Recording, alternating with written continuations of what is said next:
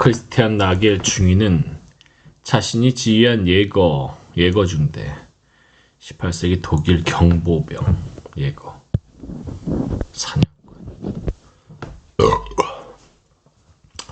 예거중대 병사들을 훈련하고 교육시킨 방법을 언급하며 가장 열등한 사람이라도 타오르는 불씨가 있으며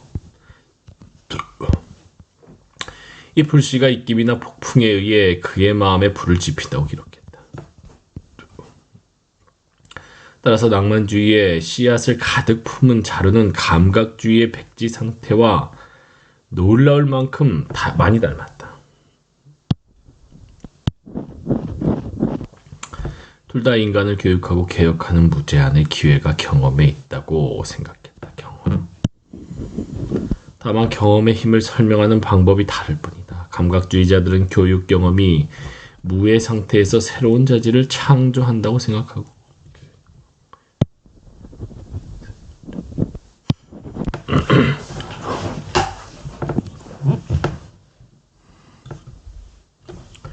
낭만주의자들은 교육 경험이 이미 존재하는 씨앗을 배양할 뿐이라고 생각했다. 이미 존재하는 씨앗. 대리석판이 예술가가 무엇이든 마음에 드는 것을 조각할 수 있는 백지 상태인지 아니면 대리석판이 이미 수많은 가능한 조각을 내포하고 있으며 예술가는 그중 하나를 선택해 드러내는 것인지에 관한 논쟁과 상당히 없어. 교육 방법의 본질에 관해서는 감각주의자나 낭만주의자 모두 비슷한 의견이었다. 이들은 누구든 개발하면 훌륭한 결과를 성취할 수 있다고 믿었으며 냉혹한 규율과 기계적 암기를 포함하는 비관적인 교육 방법을 거부했다. 그 대신 이해와 자주적인 판단의 중요성을 강조했고 학생들을 좀 더 인간적으로 대하는 것이 중요하다고 강조했다. 여기서 로크와 바제도, 헤르더, 페스탈로치, 루소의 공헌이 특히 두드러진다. 무한한 교육의 힘에 대한 새로운 믿음은 18세기 중반부터 군대 영역으로 유입되기 시작했다. 18세기 후반 50년 동안 군대에서 계몽주의의 꽃이 피었다. 군사 관련 잡지들도 상당히 출간되었고 상급 장교를 위한 수많은 군사학교가 문을 열었다. 연대에는 하급 장교, 부사관, 일반 사병을 위한 학교들이 들어섰다. 일반 사병의 자녀들을 교육할 학교를 세운 군대도 있었다.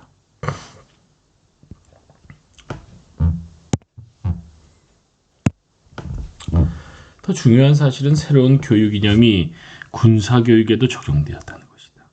웨일스의 군사 사상가 헨리 험프리 에번스 로이드는 1760년대 군사 심리학을 체계적으로 연구한 선구자다. 그는 인간이나 다른 종류의 동물에게는 고통에 대한 두려움과 혐오, 쾌락을 추구하는 욕망이 모든 행동의 원천이자 이유라는 감각주의 원칙에서 출발했다. 그리고 그는 장군이 병사들의 성향을 완전히 지배하고 무한한 권위로 그들의 힘을 무력화할 수 있도록 군인들의 동기를 조종하는 방법을 설명했다. 로이드의 감각주의적 계획은 한마디로 훈련을 통해 육체적 움직임을 지배하는 것을 교육과 조종을 통해 정신적 향상, 정신적 성향을 지배하는 것으로 대체하는 것이다. 1798년에 게오르크 하인리 폰 베렌 호르스트가 전쟁의 기술에 관한 고찰이라는 영향력 있는 책을 출간했다. 베렌 호르스트는 전쟁에서 훈련이나 장교의 지적 능력보다 훨씬 더 중요한 것이 일반 사병의 동기부여이며 따라서 병사들에게 불굴의 투지를 함양할 목적으로 행하는 인간적인 교육 체계가 엄격한 훈련과 가혹한 군유를 대체해야 한다고 주장합니다. 클라우제비치의 연대장인 폰 참모대령은 1790년대 연대 하급 장교와 부사관을 위한 학교와 사병들의 자녀를 위한 학교를 설립했다. 1790년. 그는 군인들도 일반적인 문명의 진화에서 동떨어지지 않아야 한다고 믿었다. 또한 그는 교육의 일차적인 기능은 지식 습득이 아니라 판단력 향상이다. 판단력이 없는 군인은 동물에 지나지 않는다. 용기와 냉정함은 건전한 자신감에서 우러나고 자신감은 교육과 경험의 산물이다라고 믿었다. 클라우제비치도 같은 의견을 토로했다. 전쟁론에서 그는 전쟁을 지배하는 것은 심리적 요인이며 전쟁은 연병장의 수학적 정밀성으로 정리할 수 없는 것이고 따라서 군대의 정신이 훈련 숙달보다 훨씬 더 중요하다고 거듭 강조했다. 그는 이미 1809년에 진정한 전의는 전쟁의 불길이 모든 구성원에게 번지도록 군대 내 모든 개인의 에너지를 가능한 한 최대로 집결하고 모든 개인에게 호전적인 감정을 불어넣는 것에 달려 있다고 생각한다는 편지를 요한 고트리프 피텍에 보냈다. 철저한 낭만주의 사상가인 클라우제비치는 이미 존재하는 에너지를 결집해야 한다고 주장한 반면 감각주의자인 로이드는 외부에서 조정해야 한다고 주장한다.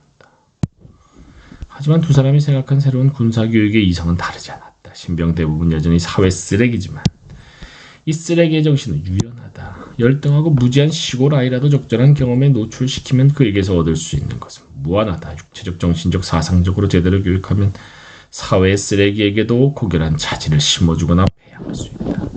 짐승 같은 일방 사병을 고결하고 지적인 존재로 변화시킬 수 있다. 그리고 일단 군대가 고결하고 지적인 존재로 구성되면 병사들을 일사불란하게 다루는 방법과 관련한 기본적인 문제도 전혀 새로운 방식으로 해결할 수 있다.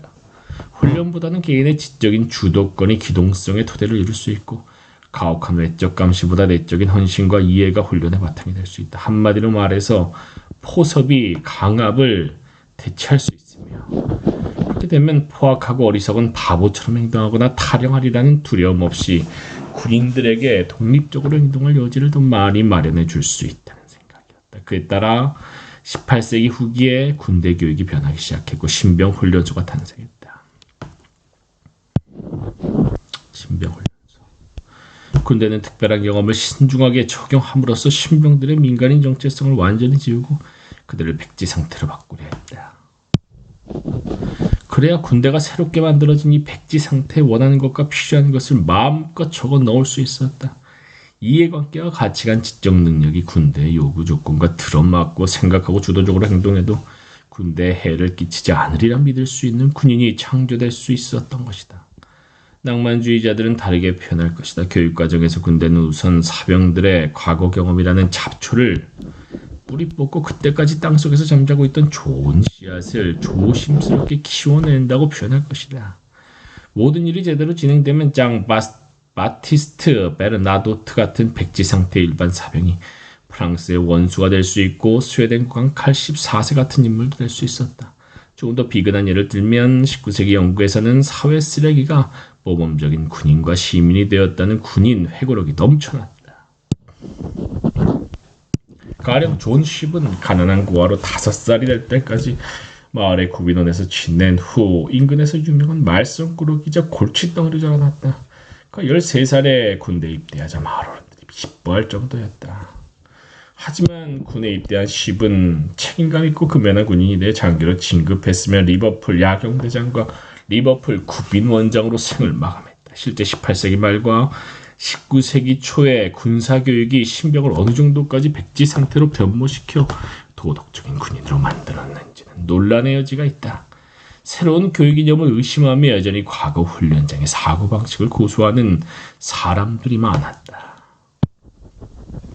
1779년 알렉산더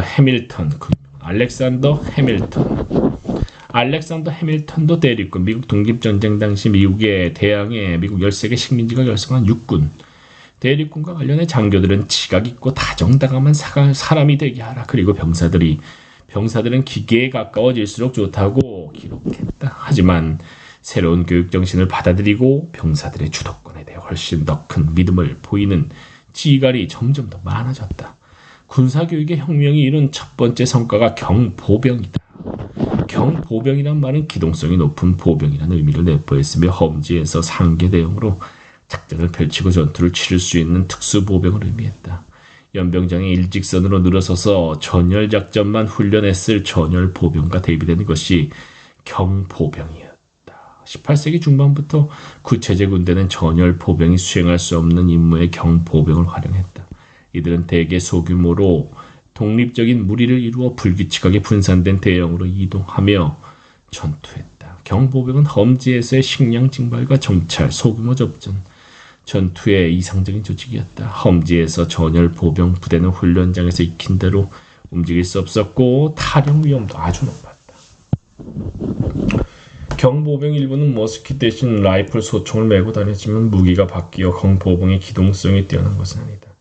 그보다는 하급 장교와 부사관, 부대원 각각의 주도권과 자신감이 높아졌기 때문이다. 이는 새로운 군사교육 체계의 성과였다. 경보병은 로봇으로 훈련받지 않았다.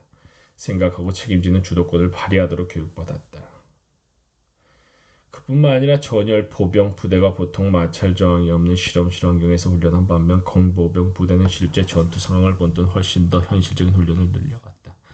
특히 이들은 스스로 판단해서 표적을 정하고 장전하고 발사하는 사격 훈련을 받았다.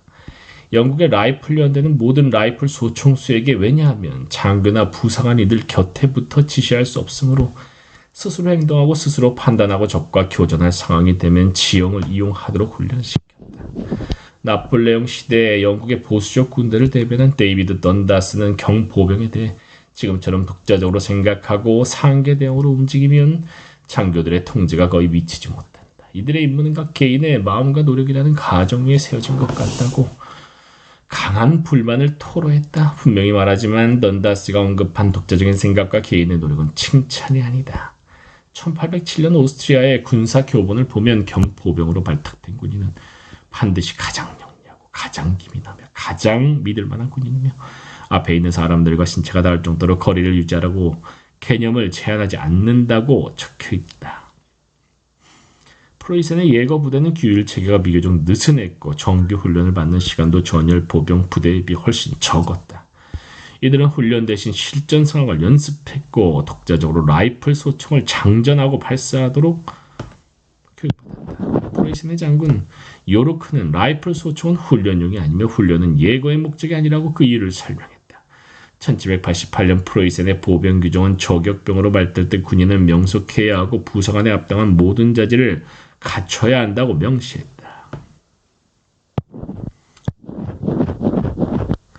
1793년 4월 프로이센 전열 보병 부대의 장군 한 사람이 헤센 연합 예거 중대의 성공적인 공격을 처음으로 목격했다. 그 모습에 깜짝 놀란 장군의 입에서 이런 감탄사가 터져나왔다. 명령이 없어도 병사 각자가 아주 사소한 지형적 특징까지 최대한 이용했다.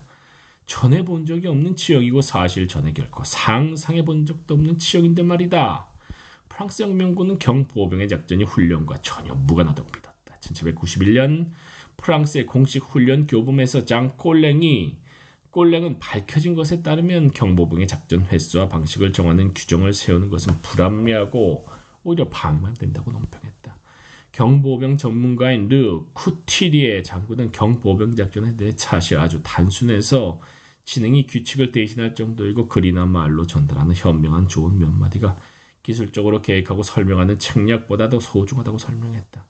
지능으로 규칙을 대체하라는 르 쿠티리에의 요구는 교육혁명 전체의 전국을 찌르는 편이다. 중요한 것은 구체제 군대가 이미 1776년 이전에 경보병을 실험했고 나중에 이들이 혁명군은 물론 반동군의 핵심이 되었다는 사실이다. 크로아티아 보병과 헝가리 보병, 국경 수비대원으로 구성된 합스부르크 군대의 경보병은 세간에서 유럽 최고로 평가받았는데 이들이 오스트리아 왕위 계승 전쟁에서 특히 중요한 임무를 수행했다. 경보병은 1756년 오스트리아 군대의 거의 4분의 1을 차지했고 1808년이 되자 오스트리아 군대에서 운영하는 경보병 대대가 62개나 되었다. 프로이센도 1740년대에 지능과 민첩성, 신뢰성이 두드러지는 신병들을 자출해 예거 부대원으로 훈련 양성했다. 러시아에서는 1761년에 루미안 체프백작이 최초의 예거 부대를 출범시켰으며 1796년에 40개 예거 대대를 운영했다. 영국도 1750년대부터 경보병을 양성했다. 71년을 기점으로 영국은 보병 1개 대대마다 경보병 1개 중대를 편성했고 지능과 활동력, 사격술이 출중한 정예 요원들을 경보병으로 선발했다. 영국의 경보병은 미국 독립전쟁 당시 핵심 임무를 수행했고 대체로 이들의 정찰과 사격술이 미국 정규군이나 비정규군보다 우수했다. 1788년 보수적인 군 사상가 던다스는 경보병이 너무 유행한 탓에 전열 보병 부대의 자부심과 중요성이 사라졌다고 불평했다. 프랑스도 18세기 중반부터 엽보병, 18세기 프랑스의 경보병은 프랑스어로 사냥꾼, 엽보병을 양성했고 1770년대 초 기베르가 이미 전체 프랑스 병력의 5분의 1 수준이라고 평가할 정도로 경보병을 확대되었다. 1789년 프랑스에는 전열 대대 내에 편성된 각각의 경보병 중대를 제외하고 또 12개의 역보병대대가 있었다. 작은 성직 공국이던 마인츠도 1770년대 예고부대를 양성했는데 이들이 나중에 허약한 영주 주교 군대의 정예부대가 되었다. 그런가 하면 훗날 포르투갈이 웰링턴 군대에 지원한 주요 재원도 경보병이었다.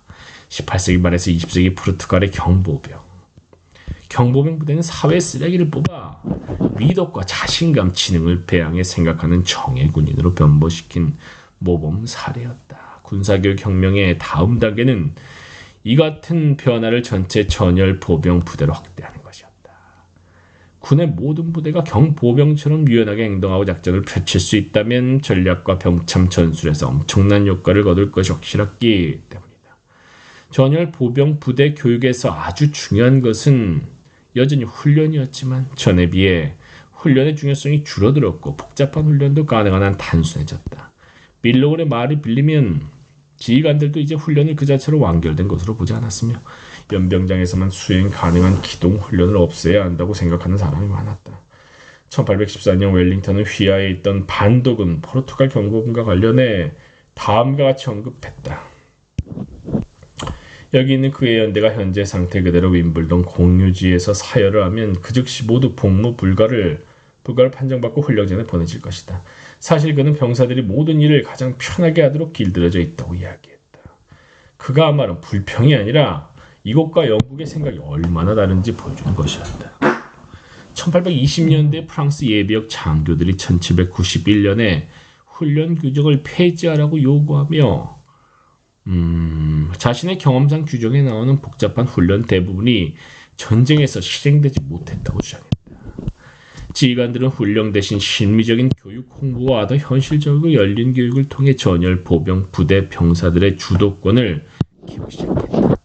이들은 특히 태형을 비롯해 구체제 군대의 잔혹한 징계 조치들이 병사들의 자존감을 파괴한다고 비난했다. 그 대신 군대는 더욱 인간적인 징계 조치들을 채택했다. 이 조치들은 수치심이나 보상을 약속하는 조치들이었고 병사들이 자부심을 느끼도록 하기 위한 것이었다. 다음에서 군대 체벌과 병사들의 복무 여건이 어떻게 변한지 살필 수 있다. 병사들에게 무조건 지휘관을 따르라고 가르치는 대신 새로운 교육 방식은 기동 훈련의 목적과 합리성을 병사들에게 이해시키려고 노력했으며 병사들에게 독자적으로 행동할 여유를 주었다. 하지만 아직 해결되지 않은 핵심 문제가 있었다. 충성심의 문제였다. 전열 보병 부대의 정규군에게 주도권을 주어도 이들이 탈영하지 않는다고 믿을 수 있을까? 또한 이들이 무언가 유용한 일을 시도하고 성취한다고 믿을 수 있을까? 병사들이 새롭게 배양된 주도권을 더 큰 집단적 목적을 위해 사용할 것이라고 군대는 확신할 수 있을까? 병사들을 믿고 존중하는 것이 그들의 자존감과 충성심을 높이는 데 도움이 되긴 했지만 전열 보병 부대 전체로 볼 때 충분하지 않았다. 동시대인들이 이들의 충성심을 더 확고하게 만들기 위해 사용한 것이 이념교육 운동이다. 그래서 18세기 후반에 등장한 두 가지 주요한 이념운동이 민족주의와 공화주의다. 이들은 국가를 협동기업으로 보고 시민 각자가 국가의 집단적 이익을 공유함으로 국가의 이익을 증대하기 위해 전력 투구해야 한다고 강조했다. 이러한 관점이 전쟁에서 무장한 국가라는 개념으로 바뀌었다. 국가가 전체 시민에게 민족주의적 정서나 공화주의적 정서를 고취시키면 국가는 전시의 시민들이 충성스러운 군인으로 복무하리라 믿을 수 있다는 주장이 끊이질 않았다. 민족주의 정서와 공화주의 정서. 애국적 군인이나 공화주의적 군인은 독자적인 주도권을 국가의 집단적 목표 달성에 사용하리라 믿을 수 있으며 탈영하거나 전쟁을 이용해 개인의 이기적인 이익을 채울까봐 염려하지 않아도 된다는 주장이었다. 이런 주장은 새로운 것이 아니었다. 마키아벨리의 논문 등 르네상스 시대의 군사 논문 그리고 당연히 고전 시대의 글에서도 발견되는 내용이었고 기베르의 전술학 개론이나 세르방의 시민군 등 구체제에서도 이미 제기된 주장이었다. 하지만 16세기의 사건들이 마키아벨리가 품은 국민군의 꿈이 거짓임을 증명한 반면 18세기 후반의 사건들은 그 꿈이 진실함을 입증하는 듯했다. 18세기 후반 이를 가장 강력하게 입증하는 두 가지 사례가 식민지 아메리카와 프랑스의 혁명군이다. 초창기 미국 군대 훈련을 책임진 프리드리 비렐름 폰 슈토이벤이 미국 혁명군과 관련해 유명한 말을 남겼다. 이 사람들의 기풍은 프로이센이나 오스트리아, 프랑스 사람들의 기풍과 전혀 비교되지 않는다.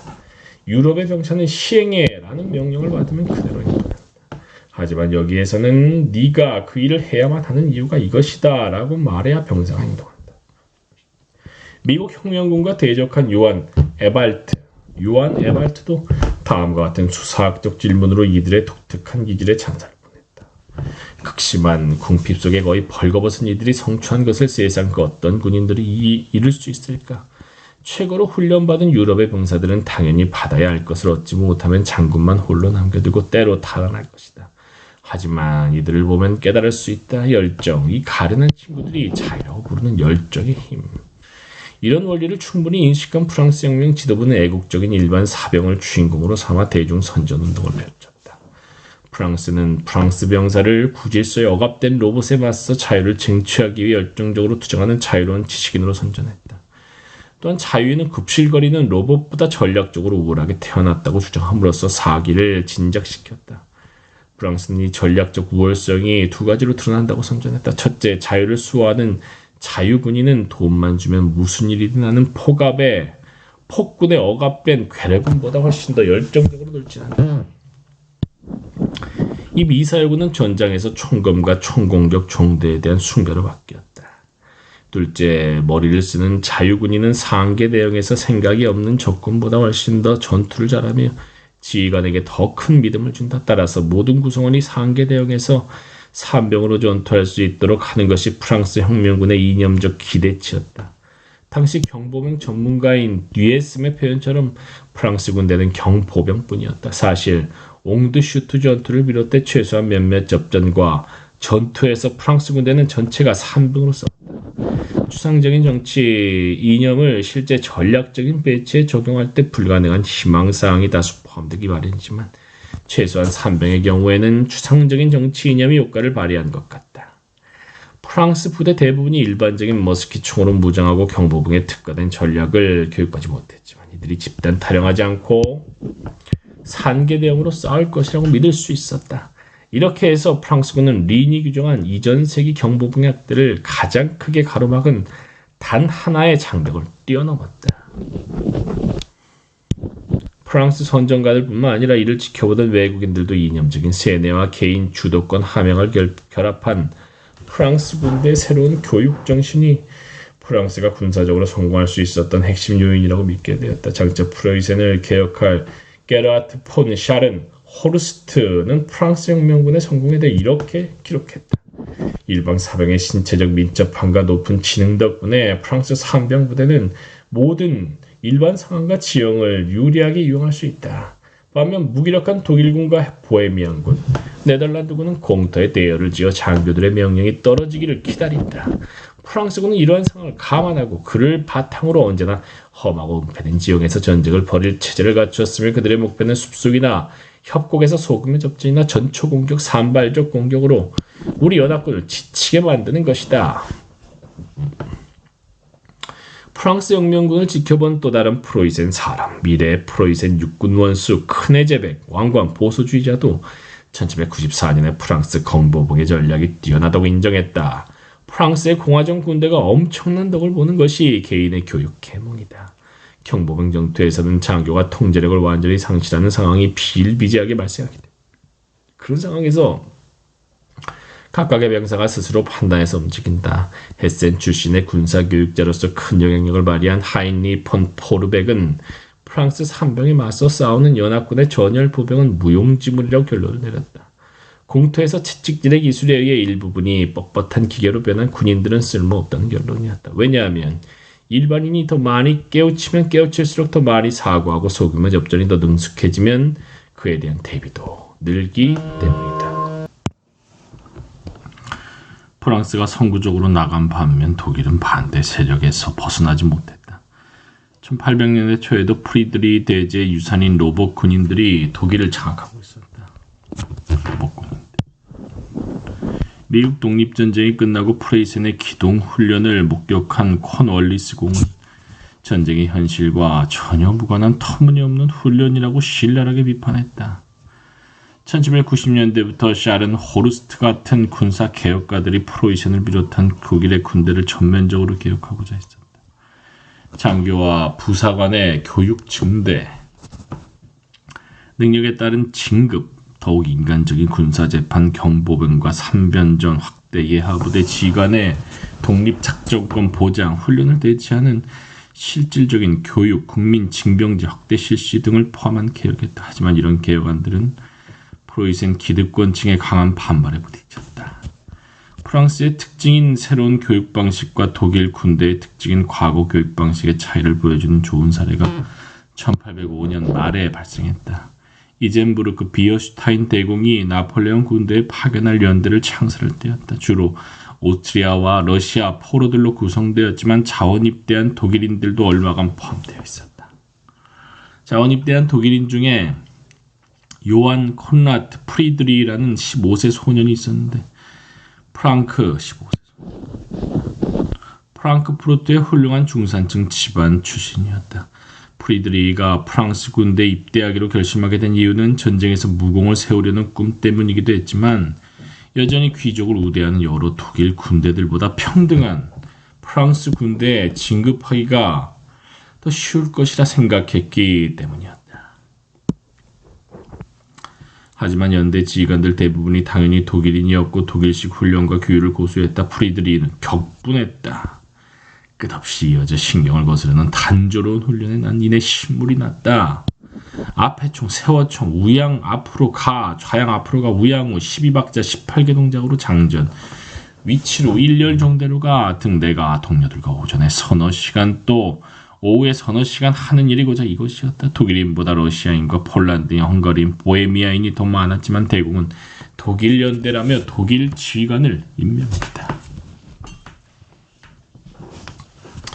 연대에 도입된 것 중 독일 지휘관보다 훨씬 더 나쁜 것이 독일식 태형이었다.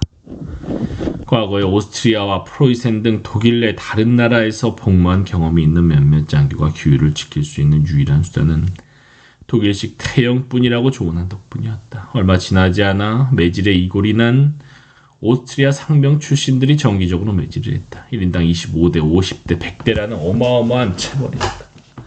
이 체벌 방법이 연대에 끼친 손해는 크게 두 가지였다. 첫째, 병사들의 명예심을 완전히 말살했고, 둘째, 전장이나 요새에서 만나는 프랑스 병사들이 우리 연대를 아주 멸시했다. 프랑스와 심지어 이탈리아 연대의 장교들도 매질하는 우리 연대의 장교들을 비난했다. 프랑스 규정에 명기된 영창과 징벌실이 분명히 동일하거나 훨씬 더 큰 효과를 낼 것이라고 주장했다. 하지만 이성적인 장교들의 생각은 도움이 되지 못했고 대공을 설득하지도 못했다. 태형은 없어지지 않았다. 또한 프리드리히는 독일식 훈련 체계의 주도권 억압에 대해서도 불만을 토로했다. 독일 장교들은 부하가 명령에 이 일을 제기하거나 단순히 의견을 개진하기만 해도 실신할 때까지 매질을 했다. 프랑스 군대는 정말 완전히 달랐다. 일반 사병도 아무런 걱정 없이 연대장이나 장군에게 자기 의견을 개진할 수 있었다. 연대장이나 장군이 그들의 의견을 너그럽게 호의적으로 경청할 뿐만 아니라 정당한 의견이면 수용한다는 확신이었습니다. 그에 반해 회초리를 휘두르는 우리 독일 영웅들은 이성의 기미가 조금이라도 보이는 모든 것은 멍하니 쳐다볼 뿐 가장 비열한 욕설과 엄포의 명수였다. 프리드리히와 같은 시대를 산 요한 크리스티안 멘펠도 회고록에서 그와 같은 심정을 증언한다. 멘펠도 1806년에 징집되어 프랑스 군대에서 복무한 독일인이다. 군 복무 초기에는 내게 부과된 의무가 정말 넌더리가 났다. 다 그럴 만한 이유가 있었다. 전에 독일에서 지낼 때 군사 훈련을 목격할 기회가 많았는데 그때 운 나쁜 신병이 엄한 상병에 걸려 잔혹하게 혼나던 장면이 생생히 떠올랐기 때문이다. 그 가엾은 사람들의 고통을 생각하면 언제나 가슴이 뭉클했다. 하지만 다행히 우리 프랑스 교관은 독일 훈련 방식을 따르지 않았다. 그는 병사들을 대단히 친절하고 관대하게 대했다. 1806년 바로 그의 프로이센 군대는 예나와 아우에르슈타트에서 프랑스 대육군에게 무참히 패배했다. 이 패배는 적어도 동시대인들의 눈에는 예전의 로봇 같은 군대에 대한 새로운 유연한 군대의 우월성을 입증하는 증거로 보였고 프로이센에서 개혁운동이 성공할 수 있는 길을 열었다. 자기 반성을 한 프로이센의 지휘관과 정치인들은 군사 개혁가들의 생각이 옳았으며 경보병 전술과 병사들의 주도권에서 프랑스가 우월했기 때문에 프로이센이 굴욕적인 패배를 당했다고 결론 내렸다. 이들의 결론이 정확했는지 아닌지 상계 대형 전투가 당시 이론가 선동가 지휘관들의 믿음처럼 효과적이었는지 아닌지는 지금 이 책에서 중요하게 다룰 문제가 아니다. 중요한 것은 군인과 민간인 모두가 그렇게 믿었다는 사실이며 이로써 프로이센의 군대 관습과 일반 사병의 문화적 지위가 변했다는 사실입니다. 1807년에서 13년의 기간 동안 프로이센 국가와 군대는 하인리 프리드리히 카를 폰 슈타인과 샤른 호르스트 아우구스트 나이트 하르트 폰 그나이제나우의 감독 아래 급진적인 개혁을 단행했다. 프로이센 군대는 프리드리히 대제의 유산인 로봇 군인을 버리고 병사들이 의욕적으로 생각하는 군대로 재건되었으며 신병들의 심리적이고 지적인 에너지를 완전하게 이용했다. 숙달되고 헌신적이며 생각하는 병사들의 주도권을 새롭게 강조하는 현실적인 교육이 어느 정도 훈련을 대체했다. 프로이센 군대는 1810년 최초로 현실적인 기동훈련을 실시했다. 부대는 연병장을 벗어나 정찰과 매복, 야간 기습을 훈련했다. 전열 보병연대 3분의 1 병력을 척후병으로 양성하고 모든 보병의 사격수를 향상시키는 훈련을 집중했다. 영국 장교는 프로이센의 새로운 군대에 대해 병사들을 고도로 훈련된 기계로 만드는 과거의 방식을 대신해 그들의 감정과 민족 정신을 일깨우는 것이 프로이센 군대의 규율에 포함되었다고 언급했다. 1807년부터 제2차 세계대전까지 하급 장교와 부사관 일반 사병의 독립적인 주도권이 프로이센과 독일 군대의 특징이 되었다. 프로이센 지배층도 마침내 전면적인 개혁에 동의했는데 패전의 충격 때문만 아니었다.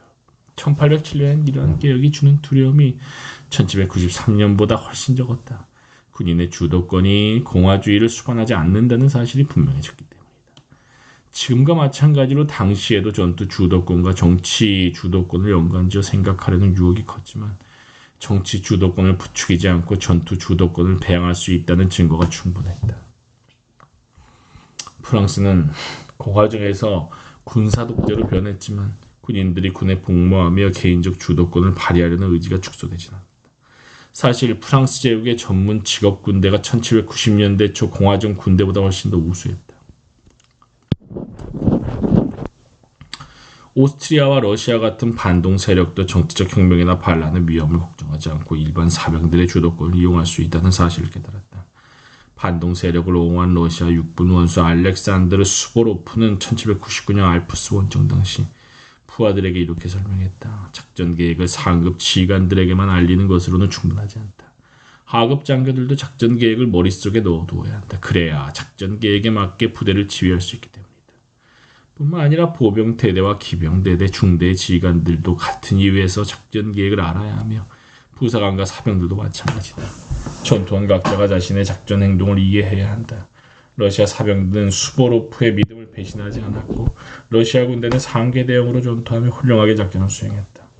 뮤탈날 전투 1799년 이튿날 러시아 군대는 완전히 상계 대형으로 전투를 벌여 군사력이 월등한 프랑스 군대를 물리쳤다.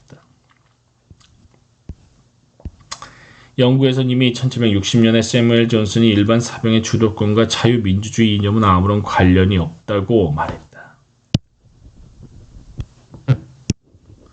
잉글랜드 사병의 용기에서 그는 잉글랜드의 사병이 세계에서 가장 용감하다고 주장했다.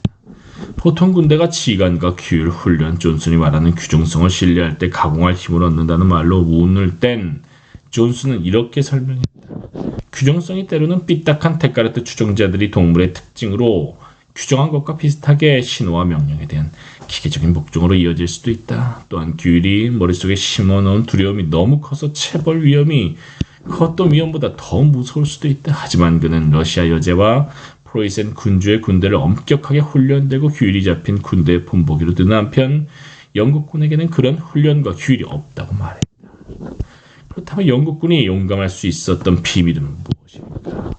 존슨은 더 권위적인 체계들보다 자유민주주의 영국의 일반 사병들이 조국 수호에 더 큰 관심을 갖고 있기 때문에 용감하게 싸운다고 주장을 싸운다는 주장을 거부했다. 존슨은 이렇게 질문했다. 잉글랜드 군인이 프랑스 군인보다 나은 것이 무엇인가? 재산이 없기는 모두 마찬가지다. 두 나라야 최하층에게 주어진 자유는 일을 할 것인가 아니면 굶어 죽을 것인가를 선택하는 것뿐이다. 그리고 나는 모든 나라가 같은 상황이라고 생각한다. 잉글랜드 군인이 자유민주주의 헌법 정신으로 충만한 경우도 드물다. 그 대신 존슨은 잉글랜드의 일반 사병이 용감한 이유를 의존성 해체로 설명했다. 의존성 해체. 누구나 자신의 최선의 노력에 의지하도록 만드는 의존성 해체가 일반 사병의 자부심을 높였고 일반 사병이 자신을 지휘관과 동등하게 여기도록 만들었다는 것이다. 존슨은 평시에 대중이 오만하다고 불평하는 사람은 평시에 그 오만함이 전시의 용기라는 사실을 잊지 말아야 한다는 말로 결론을 맺었다.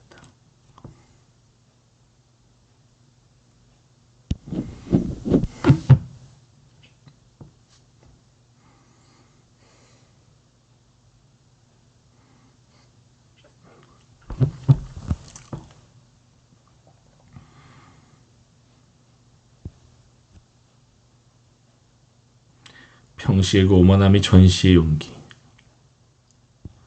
군사적 보석과 공화주의 정치가 분리될 수 있다는 프로이센의 모험은 옳았음이 입증되었다. 1807년부터 1945년까지 군인들의 주도권 고취라는 측면으로 보면 프로이센과 독일의 군대가 분명히 세계에서 가장 자유민주적인 군대였다. 그들이 수호하는 체제는 여전히 권위적이었지만 말이다. 제2차 세계대전이 진행되는 동안 독일의 군사교육 체제가 서양 민주주의 국가의 군대보다 우월하고 프랑스나 영국, 미국의 군대보다 독일 국방군이 하급 장교와 부사관 일반 사병의 주도권을 더 많이 신뢰한다는 이야기가 심심찮게 떠돌렸다.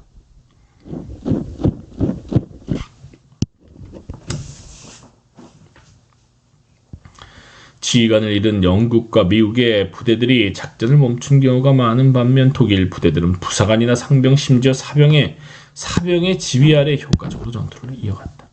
따라서 군인들의 주도권 함양이 나폴레옹 군사개혁의 필수 요소였으며 이로 인해 일반 사병의 문화적 지위가 월등히 높아졌다고 결론 지을 수 있다. 또한 군인들의 주도권 함양이 공화주의와 관련이 없다는 결론도 내릴 수 있다. 경복은 같은 소규모 전문 집단으로 제한된 난 군인들의 주도권 함양은 부수적인 정치 이념에 도움 없이 성공할 수 있었다. 엘리트주의적인 단결심으로 충분했다. 물론 신병 집단 전체의 주도권을 배양하기 위해서는 이념적인 동기부여가 추가로 필요했지만 권위주의적인 민족주의나 오래된 종교적 신념도 자유민주적 공화주의에 못지않는 동기부여가 되었다. 신병 모집의 혁명. 군사교육의 지평이 넓어지자 신병 모집의 지평도 넓어졌다. 나폴레옹 시대의 군대와 비교하면 구체제 군대는 규모가 작았다. 규모가 작을 수밖에 없는 이유는 다음과 같이 서로 연결된 두 가지 문제 때문이었다. 첫째, 효율적이고 믿을 만한 군인들을 양성하려면 혹독한 훈련과 엄격한 규율이 필요하며 그런 훈련과 규율은 대규모 군대에는 적용할 수 없다는 생각 때문이었다. 구체제 군대에서는 신병들이 개인 훈련과 단체 훈련의 복잡한 사항들을 익히는데 최소한 1년이 걸렸고 3년이 지나야 비로소 완전히 숙달했다.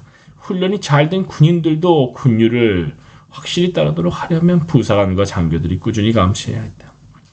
그런데 이런 구식 방법으로 대규모 군대를 교육하고 감시하기 위해서는 시간과 돈, 장교가 절대적으로 부족했던 것이다. 둘째, 수십만 명의 군인들도 구성된 군대를 양성하고 훈련할 수 있다 해도 그만한 군대를 통제하는 데 따르는 지휘 통제 어려움은 극복할 수 없다는 생각 때문이었다. 데카르트가 생각한 이상적인 군대는 조종사가 인형을 부리듯 단 한 명의 위대한 장군이 전체 군대의 움직임을 통제하는 군대였다. 5만 명 규모의 군대는 이러한 이상을 실현할 수 있었지만 15만 명 규모의 군대는 불가능했다.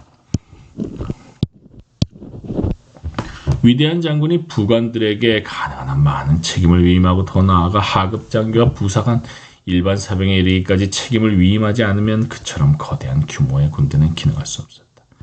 군대가 데카르트의 논리를 따르는 한 그리고 군대가 맹목적인 복종을 가르치는 한 그러한 책임 위임은 절대 금물이었다. 프랑스 육군 대원스 모리스 삭스는 이상적으로 운용 가능한 군대 규모를 4만 6천 명으로 생각했고 그보다 더 큰 규모의 군대가 필요하다는 의견을 맹렬히 비난했다. 그런데 군대가 감수성 문화라는 새로운 이상을 받아들이자 위에 두 가지 문제가 해결되었다. 우선 분별 있는 보섭이 인정사정 없는 강압보다 경제적으로나 시간적으로 이익이었다. 소수의 장교와 부사관들이 풋내기 중대를 맡아 몇 달 사이에 수십 명의 민간인들에게 군사훈련을 숙달시킨다는 것은 무리한 희망이었다. 하지만 이들은 적절한 경험을 통해 민간인 정신을 군인 정신으로 바꿀 수 있었다. 나폴레옹 군대는 포섭과 주도권 자기 수양을 강조하고 군사훈련 시간을 줄임으로써 훨씬 더 많은 신병을 훨씬 더 빠르게 교육했다.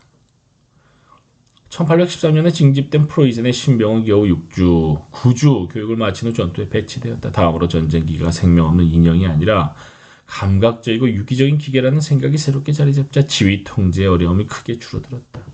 라메뜨리 등 감각주의 사상가들은 인간의 육체가 믿을 수 없을 만큼 크고 복잡한 장치이며 인간의 육체가 기능하는 이유는 오직 다양한 부분들이 스스로 많은 결정 그리고 전체 유기체에 영향을 주는 결정을 내릴 권한이 있기 때문이라고 지적했다.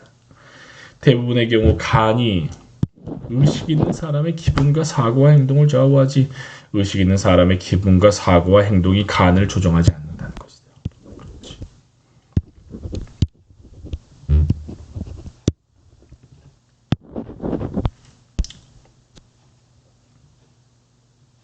인간의 육체가 믿을 수 없을 만큼 크고 복잡한 장치이며 인간의 육체가 기능하는 이유는 오직 다양한 부분들이 스스로 많은 결정을 내릴 권한이 있기 때문이다. 스스로 권한이. 간이 의식 있는 사람의 기분과 사고와 행동을 좌우하지 의식 있는 사람의 기분과 사고와 행동이 간을 조정하지 않는다. 이러한 원리를 군대에 적용하면 지휘 통제의 어려움이 줄어들고 군대의 규모가 확대될 수 있을 것이다. 물론 데카르트주의 군대 전성기에도 이미 병사들이 독자적인 결정을 내려야만 하는 경우가 많았다. 하지만 그 시절에는 이런 행동이 이상에서 벗어난 당혹스러운 일탈이었다.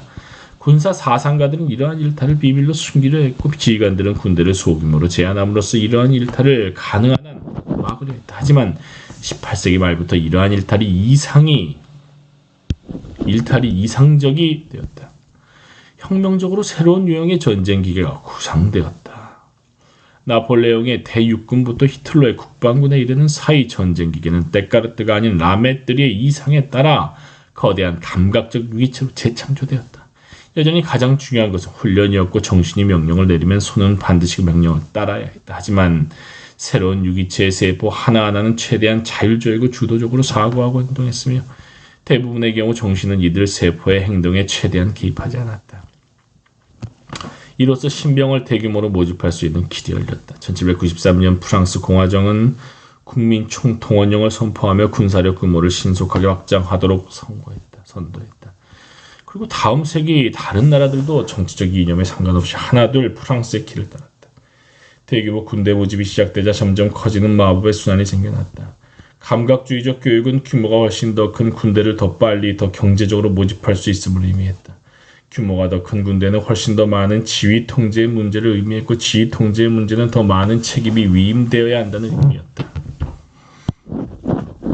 감각주의적 교육 이념은 하급 장교와 부상한 일반 사병이 교육을 받으면 책임을 더 잘 감당할 수 있음을 의미했다. 마법의 순환이 완성되자 구체적 유럽의 소규모 기계적 군대들이 점차 큰데 후기 대규모 유기적 군대들에 의해 압도되고 대체되었다. 프랑스 혁명군이 구체적 군대를 물리쳤다고 주장하려는 의도가 아니다. 절대 사실이 아니기 때문이다.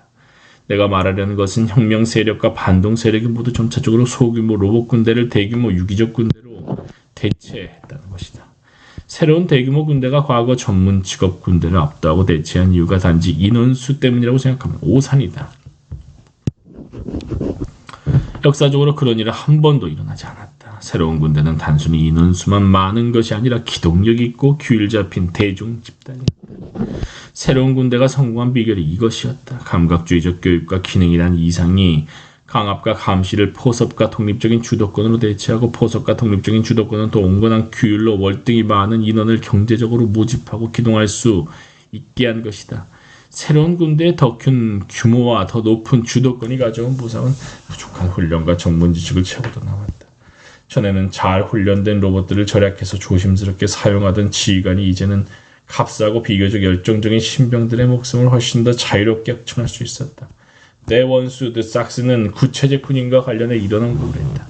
경솔하게 단 하나 남은 적탄병을 잃을 위협을 감수하느니 공격을 며칠 미루는 것이 낫다. 적탄병 하나를 키우는데 20년이 걸리기 때문이다.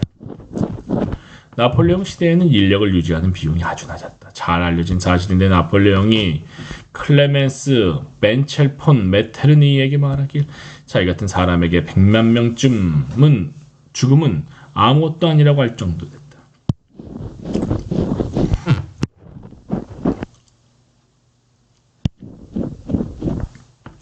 전쟁에서는 경무장 척후병들이 자욱하게 먼지를 일으키며 적군을 끊임없이 괴롭혔고 기동력 있는 병력의 집중 공격이 필요한 상황이 되면 훈련이 덜 된 부대들이 한 무리로 모여 총공격 중대를 갖추었다. 구체제 군대는 총공격 중대로 전투하는 경우가 드물었다. 화력 낭비와 병력 손실이 컸기 때문이다. 하지만 새로운 대규모 군대는 총공격 중대를 사용하기가 훨씬 더 수월했다. 새로운 대규모 군대는 대규모 전장에서 훨씬 더 설득력이 있는 성공의 증거를 제공했다. 작전 기동과 관련해 엘지아르 블라지는 나폴레옹이 강행군을 자주 감행할 수 있는 이유가 걸음이 아주 느린 병사들을 기다릴 필요가 없고 타령을 걱정하지 않았기 때문이라고 설명했다. 군인들 절말이 뒤처지는 경우가 가끔 있었다. 하지만 이들은 뒤처지긴 했지만 믿음을 저버리지 않고 반드시 부대에 합류했다. 더욱이 블라지는 자유로운 약탈자들이 보급을 책임져 프랑스 군대가 경무장으로 이동할 수 있었다고 설명했다. 자유로운 약탈자들은 본대와 1-3리그 떨어진 새길을 따라 이동했다.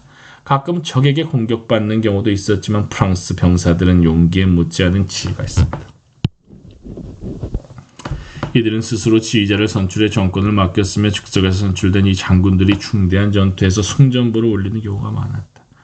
무호 장군의 전국 군대가 코로나로 퇴각할 때 그 뒤를 쫓던 아군 선발대가 방책을 두는 마을을 보고 깜짝 놀랐다. 시계탑에 프랑스 3세끼가 나붙기고 보초병들이 프랑스 군복을 입고 있었기 때문이다. 그 까닭을 조사하던 장교는 200명의 약탈자가 마을을 장악하고 있다는 사실을 알게 되었다. 본대와 떨어진 약탈자들이 마을을 장악하고 방책을 세운 것이다. 약탈자들은 자주 공격받았지만 그럴 때마다 늘 적군을 물리쳤다. 이들을 통제한 지휘관은 상병이었다. 경험 많은 노병인 그 상병은 공병장교의 버금발만큼 훌륭하게 마을을 요새화했다. 외쟁공이나 프리드리히 내제의 군대에서 이런 상병은 상상하기 어려웠다. 하지만 30년 전쟁 당시 군대에는 이런 상병의 선구자들이 아주 많았다. 나폴레옹과 그 교전국들의 새로운 군대가 모두 지역과 주민을 제압하고 게릴라전과 대게릴라전을 수행하며 인상적인 우월성을 입증했다. 새로운 군대는 인원수와 주도권에서 과거 전문 직업적인 소규모 로봇 군대보다 훨씬 탁월한 모습을 보였다. 부족한 훈련을 메울 만큼 충분한 주도권만 주어진다면 게릴라전에서 대규모 민중군대가 소규모 전문 직업군대를 이길 수 있다는 것은 이미 뉴저지의 보급전쟁 당시 경험 없는 미국 민병대를 통해 입증된 사실이다. 영국군 대령 윌리엄 하코트는 미국 민병대가 정확성이나 명령은 물론 대규모 부대의 이동 원칙도 모르는 것 같았다. 그들은 지상이동이나 고지이동 작전에서 대단히 노력하고 성실했으며 유리한 상황에서도 진취적 기상을 잃지 않았다고 평가했다.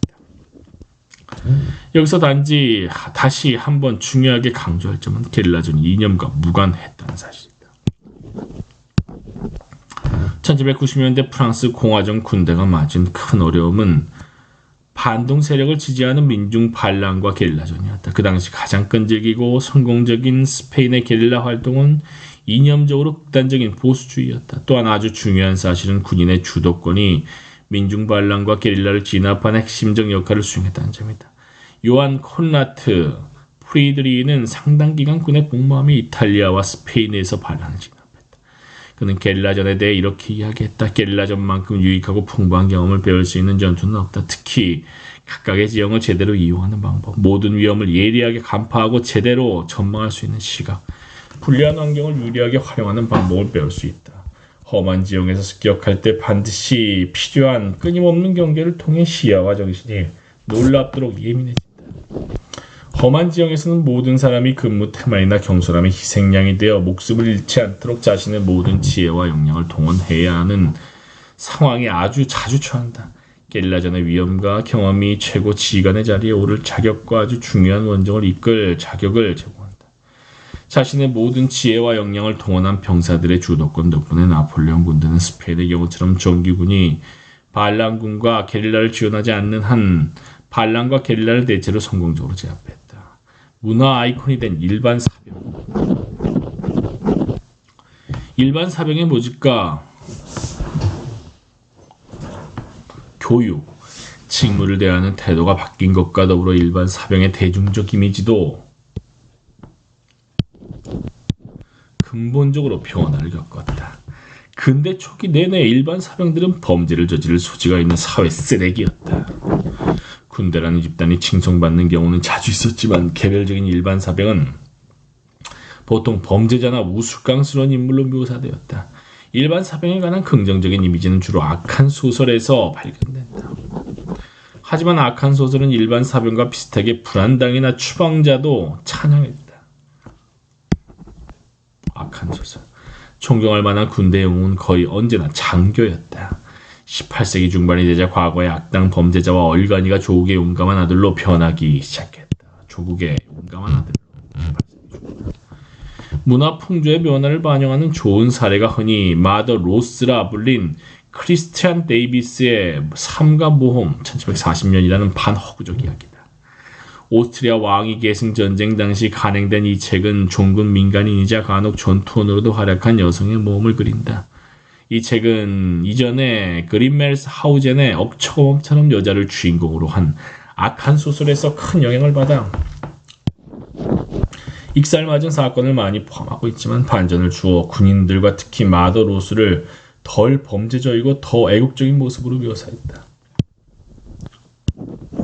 일반 사병을 사회 질서에 반하는 혹은 사회 질서와 병행하는 인물이 아니라 사회 질서를 지키기 위해 싸우는 온전히 긍정적인 인물로 제시하기 시작한 18세기 군대 악한 소설의 일반적 경향을 대변하는 책이다. 한 번은 마더 로스가 작전 중 영국군 진지를 벗어나 약탈을 나간 일이 있다.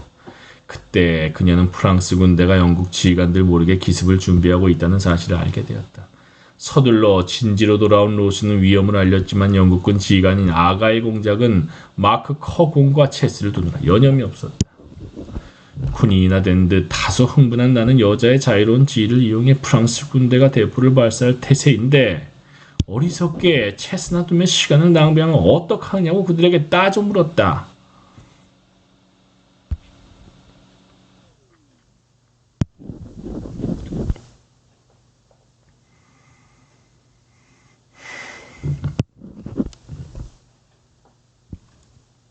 그래서 마크 커 공이 아가일 공자에게 로스는 바보처럼 술에 취한 여자이니 신경 쓸 일 없다고 말했다. 그 말에 대해 아가일 공장은 그의 충고를 준장의 충고처럼 즉각 반영하겠다고 대답했다. 위에 언급한 내용이 민중의 오만함을 찬양하는 것만 아니다. 본부에서 상급 지휘관들이 두고 있는 대단히 합리적이지만 비현실적인 체스 게임과 전투가 벌어지는 장소를 직접 대조해 군대를 파면해서 구해낸 종군 민간 여성의 건강한 주도권을 조명하기도 하는 것이다. 오스트리아 왕위 계승 전쟁이 영국의 패배로 끝나자 반대파인 휘그당은 마더 로스의 기백을 발휘했다. 휘그당원들은 군과 경찰의 고위층이 무능하다고 맹렬히 비난하며 패배한 책임을 물었다. 동시에 이들은 일반 사병들이 용감하고 충실하게 임무를 수행했다고 굳고 칭찬했다. 당나귀들이 사자들을 이끄는 이 강력한 이미지가 훗날 근대 공공권에서 반복적으로 등장하게 되고 크림 전쟁과 제1차 세계대전의 여파 속에서 가장 두드러지게 등장했다. 일반 사병에 대한 비난은 거의 신성 모독에 가까웠고 패배한 책임은 늘 지휘관의 몫이었다. 부대가 못된 행동을 해도 비난의 화살은 지휘관을 향했다. 교육은 전능함으로 군인들이 악행을 저지르는 것은 지휘관이 그들을 제대로 교육하지 못한 탓이라는 것이다. 18세기가 끝날 무렵에는 일반 사병 개개인이 민족영웅으로 칭송받았다. 프랑스에서는 방대 반란을 진압하다가 사망한 13세의 조제프 바라가 공화정의 영웅이 되어 숭배와 다름없는 대접을 받았다. 그의 영웅적 죽음을 기록한 메달과 그림들이 만들어졌고 막시밀리안 로베스 피에르는 그를 기리는 국민축제를 열었으며 그의 유품을 팡테옹으로 옮겼다. 로베스 피에르가 실각한 이후 국민공회는 자크 루이 다비드에게 바라의 죽음을 기록한 그림을 의뢰했다. 프랑스의 젊은이들에게 가장 완벽한 애국심과 효심을 항상 일깨울 수 있도록 그림의 사본을 초등학교에 배포하려는 의도였다. 그리고 19세기 말 제3공화정 당시에는 바라의 이야기가 프랑스 초등학교의 필수 교과로 지정되었다. 물론 지휘관들은 여전히 특별한 후광 효과를 누렸지만 명령 계통에서도 대중적 관심과 찬사의 상당 부분이 상위 계급을 떠나 하위 계급을 향했다. 상급 지휘관들이 끊임없이 비판에 시달린 반면 중위와 대위 소령들은 전례 없는 대중적 칭송을 받으며 따뜻한 봄날을 맞았다. 7년 전쟁을 치르는 동안 조제프 쿨롱드 쥐몽빌 소위가 프랑스의 민족 영웅이 되었고 공화정 제1의 적탄병이라는 네오필 말로 코레드라, 투르, 노베르뉴의 무덤은 나폴레옹 치하에서 국가적 기념이었다. 불행히도 영국 언론이 종종 생 앙드레 소령으로 잘못 표기하는 앙드레 소령도 민족 영웅이 되었다. 나폴레옹 전쟁, 헨리 3세 전쟁, 필리반 전쟁 등 역사적으로 상당수의 전쟁에서 왕이나 정복자 이름이 붙는다. 역사적으로 하급 장교의 이름이 붙은 유일한 전쟁이 1739년 영국과 프랑스, 스페인 사이에 벌어진 전쟁이다. 스페인 해군이 레베카 브리그, 2개 마스트를 갖춘 범선, 레베카 브리드의 선장인 로버트 젠킨스 데이를 밀수죄로 체포해 그의 귀 하나를 잘랐다. 영국의 의회는 젠킨스의 불행과 애국적 헌신을 감상적으로 묘사하며 그의 귀를 전시했다. 이 사건이 젠킨스의 귀전쟁을 촉발했다. 일반 사병의 역할과 능력을 더욱 긍정적으로 평가하는 사례는 무수히 많았다. 그때까지 장교와 귀족의 몫이었던 군정의 예우와 훈장을 일반 사병들도 받기 시작했다. 군인들이 진급할 수 있는 새로운 길이 열렸고 일반 사병에게 출발해 상급 지휘관으로 진급하는 군인들도 점점 더 늘어났다. 실제 진급은 여전히 무척 힘들고 말단에서 최정상까지 오르는 사람도 드물었지만 성공한 사람들은 이상적인 모범으로 존경받았고 일반 사병들은 미래의 원수로 간주되며 문화적 지위도 급격히 상승했다. 군대의 새로운 포상과 진급의 꿈이 대중을 홀리는 아편에 불과하다고 주장하는 사람들이 있을 것이다. 하지만 문화사의 관점에서 볼 때 대중이 어떤 형태의 아편에 중독되었는지는 아주 중요한 시대의 징후다. 부하들을 바라보던 나폴레옹은 자신이 명령하면 병사들이 알록달록한 훈장 하나를 얻으려고 목숨을 던진다고 말하며 실소를 머금었을지도 모른다. 하지만 그 화려한 천과 금속 조각 덕분에 일반 사병들이 자신을 바라보는 시각과 가족과 친구, 이웃들이 일반 사병을 바라보는 시각이 실제 변화했다. 또 다른 시대 징후는 게릴라전에 대한 문화적 태도의 변화다. 게릴라전은 이미 근대 초기에도 존재했지만 일반 사병과 마찬가지로 무시되거나 좋은 평가를 받지 못했다. 그 주된 이유는 게릴라전과 대게릴라전이 위대한 장군 소수의 뉴턴식 작전보다 하급 장교인 일반 사병의 주도권에 대한 신뢰를 바탕으로 하기 때문이었다. 이런 게릴라전의 이미지가 나폴레옹 시대에 급격한 변화를 겪게 된다. 방대와 러시아, 오스트리아, 티롤 그리고 무엇보다 스페인에서 게릴라전이 전쟁 문화의 중심에 서게 되며 독재 정부들까지 게릴라전을 독려하고 찬양하게 되었다. 러시아는 나폴레옹의 1812년 원정을 막아낸 후 조국애를 기리며 라는 은성 훈장을 제정해 빨치산과 비정규군에게 수여했다. 독립을 깨하던 미국에서는 이런 변화의 추세가 더욱 뚜렷했다. 1776년 워싱턴과 대륙회의는 여전히 예전에 군대 이상을 고수하며 유럽식으로 훈련된 전문 직업군들을 만들려고 노력했다. 현재까지 군사 역사학자들은 기동성과 전술적 주도권에서 영국의 정규 경보병 부대가 미국의 민병대보다 우수했고 미국의 전열 보병 부대들이 미국 승리의 주역이라고 거듭 주장한다. 그렇지만 이미 18세기 말 미국의 여론은 독립전쟁에서 정규 대륙군의 역할이 미미했다고 평가했다.